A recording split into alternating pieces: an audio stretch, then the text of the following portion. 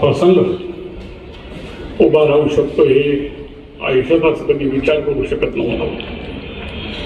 परंतु शब्दाचा आणि वेळेचा पक्का आणि महाराष्ट्र नाही देशभरात समाजकारण आणि राजकारण पाहणारे लोक ही अजितदादा एक कसं सचिव नेतृत्व या ठिकाणी होतं. अनेक विकसनशील गोष्टी या ठिकाणी अनेकांनी सांगितल्या, पण ज्या या आंबेगावच्या जवळून असलेल्या त्यांच्या अनेक गोष्टी ज्या आहेत, 91 सालानंतर पहिल्या वेळा मंत्री झाल्यानंतर अनेक गोष्टी त्यांना कुतूहल असायचं, आवड असायची, पण राजकारण सोडून आणखीन काय करायचं.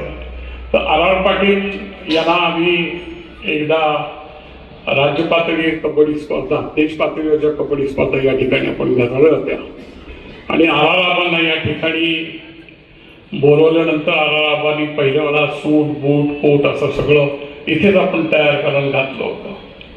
आबांनी ते मंत्रिमंडळात अजितदादांशी मोठ्या गमतीने चर्चा करत सांगितलं आणि शेवटचा समारोप या ठिकाणी नामदार वळसे पाटलांनी अजितदादांना खूप विनंती केली होती आणि अजितदादा इथं आल्यानंतर आबांची तर आंबेगावकरांनी कशी आयुष्यात त्यांनी लग्नात नव्हतं घातलं तशी तुम्ही ठेवले, परंतु मी इथं आल्यानंतर समारोपात महाराष्ट्राच्या दोन्ही टीम या कबड्डीच्या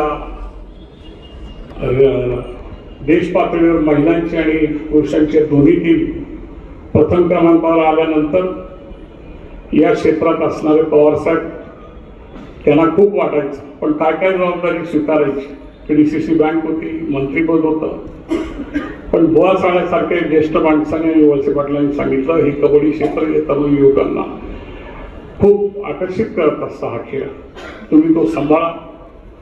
त्या काळापासून अनेक तरुणांना सांभाळा. बुवा साळवेचा अध्यक्षपदाची जबाबदारी या ठिकाणी अजितदादांनी घेतली, ती तळहयात कालपर्यंत होती.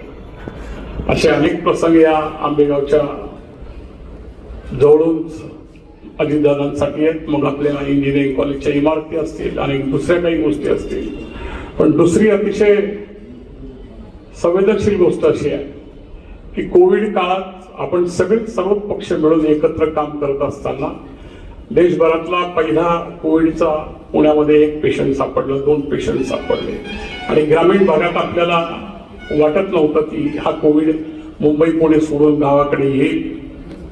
आपले साहेब त्यावेळेला कामगार मंत्री असताना म्हणायचे की जेवढं करताय तुम्ही ते बरोबर आहे, गोरगरिबांच्यासाठी सेवा करताय, पण तुम्ही तयारीत राहा, आपल्याकडे ग्रामीण भागात कधी कोविड येईल.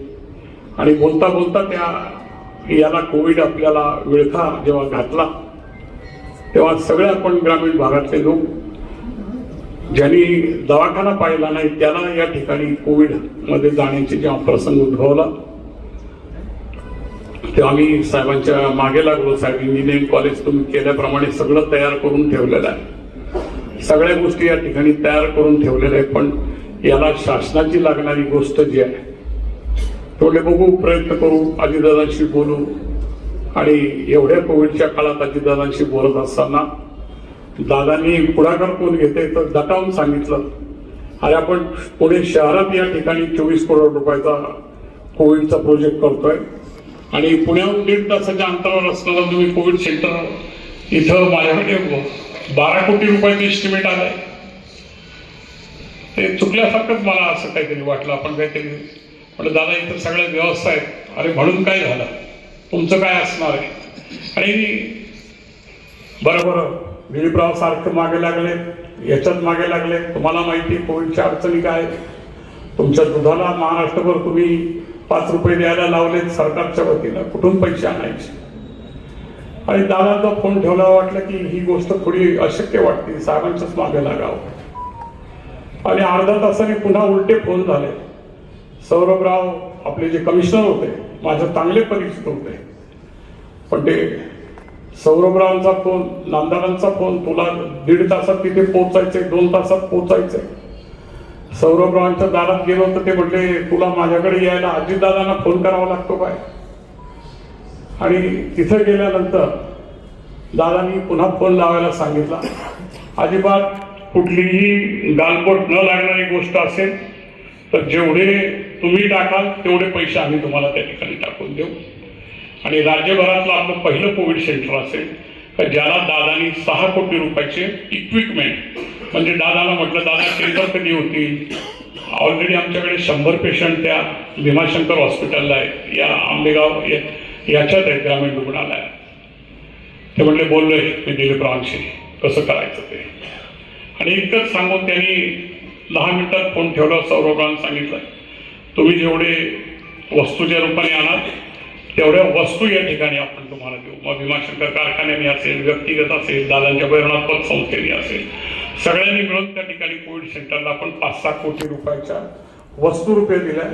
आणि 6 कोटी रुपये दादांनी आपल्याला न कुठलाही टेंडर कुठली प्रोसेस, देशभरात कोविड सेंटर विषयी काय काय झालं, पण आंबेगावसाठी 12 कोटी रुपयाचं, म्हणजे बरोबरीनं बारामतीच्या बरोबरीने या ठिकाणी कोविड सेंटर उभं करण्यासाठी अगदी 3 दिवसात मदत करणारा असा शब्दाचा आणि जनतेच्या स्पंदनाचा नेता या ठिकाणी. सार्वजनिक अनेक गोष्टी आहेत, व्यक्तिगत बोलाव्या तेवढ्या कमी गोष्टी आहेत.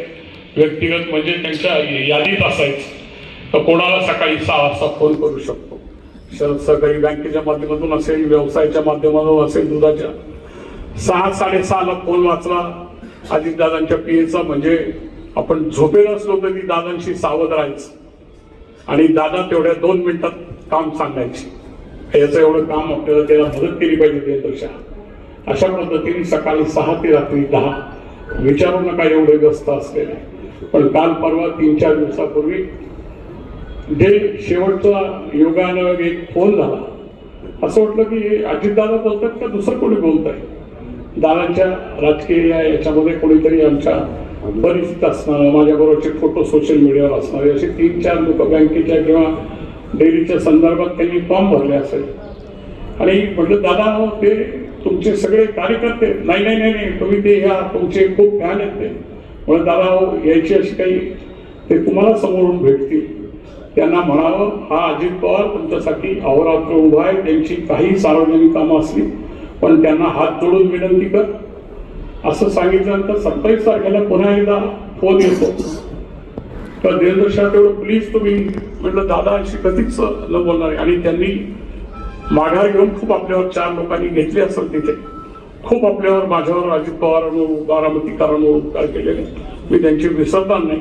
असे हे शेवटचे शब्द जेव्हा कानी पडले आणि 27ला घडते आणि 28ला सकाळी 9 वाजता अशा पद्धतीचं ज्या मुसळे मला फोन करायचे ते मुसळे टीव्हीवर दादांना हेलिपॅड एअरपोर्टवर घ्यायला आणि त्याच्या फोनवरून ऐकतोय तर दादा नाही राहिले. आजही हे मनाला पटत नाही. आणि अनेक व्यक्तिगत संबंध जसे आमच्या कार्यकर्त्यांचे असेल, इथे असलेले सर्वच पक्षाचे नेते या ठिकाणी शोक सभेला अगदी मनापासून, कारण प्रत्येकाचा व्यक्तिगत कुठल्याही पक्षात असो, जिल्ह्याचा नेता राज्याचा नेता असताना प्रत्येक जण कोण कुठे काम करतोय आणि त्याच्या योग्य प्रकारे मान सन्मान पद्धतीने त्याचं सन्मान ठेवायचा. इतका विस्तृत असणारा नेता, शेतकऱ्यांचे खऱ्या अर्थानं जाण असणारा आणि सहज येता येता शेतात एका उभं राहिलो होतो बटाट्याची 2 टेनी मला दिली. आता कोण रे त्या माई बोलल्या मला, आता आम्हाला बटाट्याला भाव लागण्यासाठी कोणासमोर मांडायचं, घड्याळच राहिलं नाही, आमचं दारच राहिला नाही.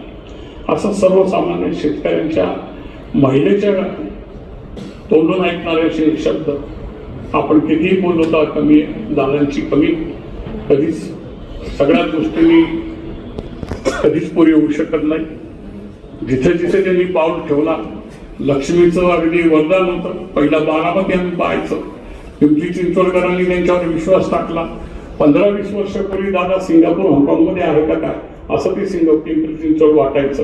काया पालक करणारं असं नेतृत्व आपल्यामध्ये राहिलं नाही. नामदारांना अतिशय ज्येष्ठतेने आणि विश्वास या ठिकाणी कायम सगळ्या बाजूने देणारा एक खऱ्या अर्थानं अजितदादा आपल्यामध्ये नाही. हे या ठिकाणी खऱ्या अर्थाने आज त्यांना श्रद्धांजली देताना अतिशय डोळे भरून या ठिकाणी आलेले आहेत. कुटुंबापेक्षा जवळचा कोणीतरी कुटुंबाचं कर्तृत्वानं आपलं गेलेलं आहे असं आपल्या सर्वांनी या ठिकाणी वाटतं. एवढंच या ठिकाणी श्रद्धांजली पद. ओम शांती, ओम शांती, ओम शांती.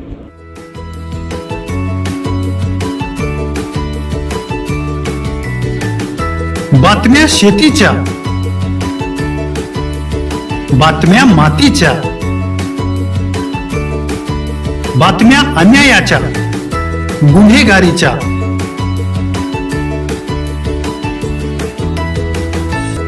राजकारणाच्या आणि समाजकारणाच्या, शोषणाविरुद्ध बुलंद आवाज, जनसामान्यांच्या हुंकाराची गाज, सत्कार्याला प्रोत्साहन, दुष्कृत्याला अनुशासन, निर्भीड, निस्पृह, सडेतोड, बेधडक आणि रोखटोक म्हणजेच विघ्नहर टाइम्स. शोध बातमीचा, ध्यास सत्याचा.